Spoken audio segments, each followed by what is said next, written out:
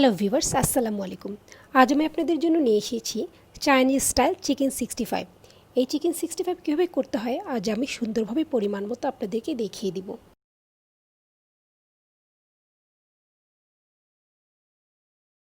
যেহেতু এটা আমি চাইনিজ স্টাইলে করেছি, তাই এটা আমি ফ্রাইড রাইসের সাথে সার্ভ করেছি।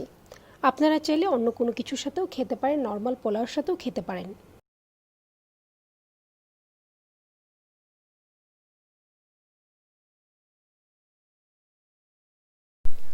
এখানে আমি 400 গ্রাম মুরগির বুকের মাংস ছোট ছোট করে কেটে নিয়েছি। তার সাথে নিচ্ছি আমি 3-4 চামচ কাশ্মীরি লাল মরিচ। কাশ্মীরি লাল মরিচ আমি ইউজ করছি এ কারণে যে গন্ধটা খুব ভালো আসে, খেতে খুব ভালো লাগে, এবং চিকেন 65-এ সাধারণত কাশ্মীরি লাল মরিচটাই দেওয়া হয় শুধুমাত্র কালারের জন্য, এবং খেতেও অনেক ভালো হয়। নিচ্ছি আমি এখানে 2 চা চামচ আদা রসুন বাটা।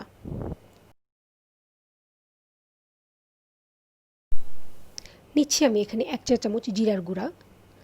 তারপর নিচ্ছি 1 চা চামচ গরম মশলার গুঁড়া। তারপর নিচ্ছি 1 চা চামচ লবণ, একটা ডিমের সাদা অংশ,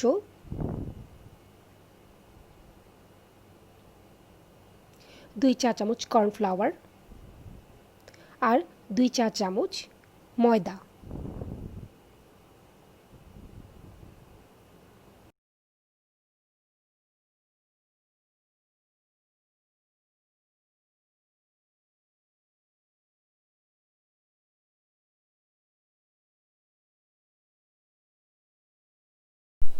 এখন আমি চিকেনটাকে খুব ভালোভাবে মেখে 30 মিনিটের জন্য ম্যারিনেট করতে দিব।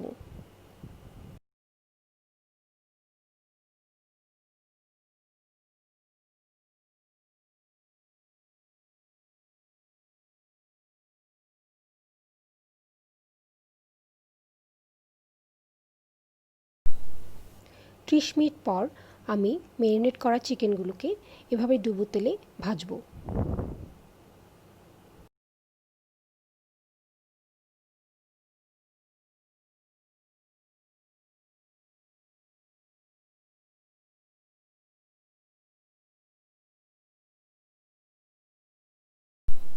চিকেনগুলো ভাজা হয়ে গিয়েছে, এখন আমি চিকেনগুলোকে উঠিয়ে নিব।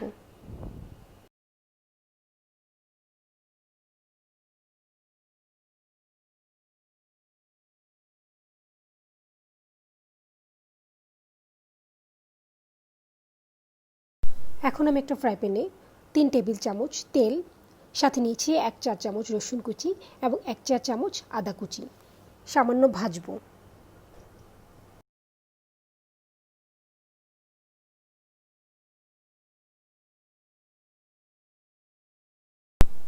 রসুন এবং আদা কুচি ভাজা হয়ে যাওয়ার পর এখানে আমি নিব 2 টেবিল চামচ ব্ল্যাক সয়া সস, নিব 2 টেবিল চামচ চিলি সস, নিব 2 টেবিল চামচ টমেটো সস। যেহেতু আমি চাইনিজ স্টাইলে করছি, এই জন্য সব সসগুলো আমি এখানে ব্যবহার করছি। তারপর নেব আমি 2 টেবিল চামচ ওয়েস্টার সস।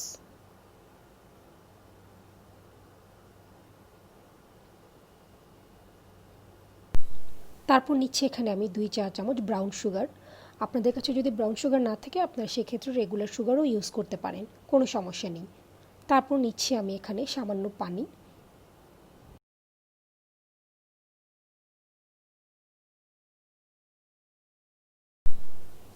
তারপর দিচ্ছি 1 চা চামচ কাশ্মীরি লাল মরিচ, হাফ চা চামচ লবণ।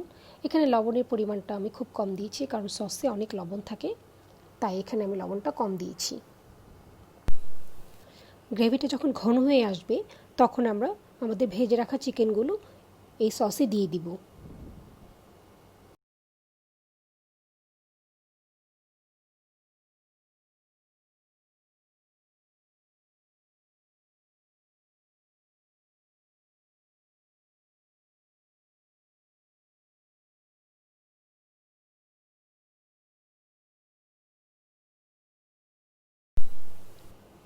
চিকেন দেওয়ার পর যখন গ্রেভিটা একদম শুকিয়ে আসবে তখন আমরা নামিয়ে ফেলব। এখন আমরা নামিয়ে ফেলব। হয়ে গেল আমাদের চিকেন 65। সামান্য ধনেপাতা দিয়ে আমরা এটাকে পরিবেশন করব।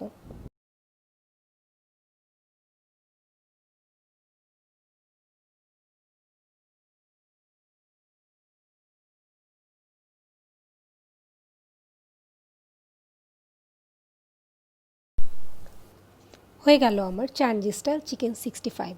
আমার এই রেসিপিটা যদি আপনাদের ভালো লেগে থাকে অবশ্যই আপনারা এটা বাসায় ট্রাই করবেন এবং আপনাদের কোনো কিছু জানার থাকলে অবশ্যই আমাকে কমেন্ট করে জানাবেন। আমি আপনাদেরকে যথাযথ উত্তর দেওয়ার চেষ্টা করব। ভালো থাকবেন। আল্লাহ হাফেজ।